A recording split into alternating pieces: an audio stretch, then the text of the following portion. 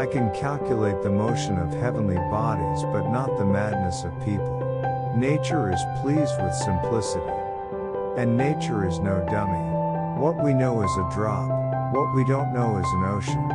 Tact is the knack of making a point without making an enemy. Gravity explains the motions of the planets, but it cannot explain who sets the planets in motion. Truth is ever to be found in the simplicity, and not in the multiplicity and confusion of things. No great discovery was ever made without a bold guess. A man may imagine things that are false, but he can only understand things that are true. If I have ever made any valuable discoveries, it has been due more to patient attention than to any other talent. And to every action there is always an equal and opposite or contrary reaction. What goes up must come down. He who thinks half-heartedly will not believe in God, but he who really thinks has to believe in God. Live your life as an exclamation rather than an explanation. You have to make the rules, not follow them. Sir Isaac Newton was asked how he discovered the law of gravity. He replied, by thinking about it all the time.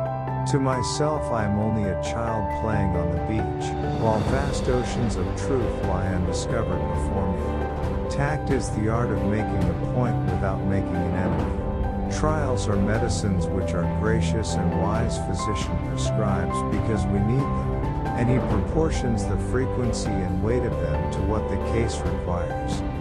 Let us trust his skill and thank him for his prescription. If I have seen further than others, it is by standing upon the shoulders of giants. To explain all nature is too difficult a task for any one man or even for any one age. 'Tis much better to do a little with certainty and leave the rest for others that come after than to explain all things by conjecture without making sure of anything. Whence arises all that order and beauty we see in the world.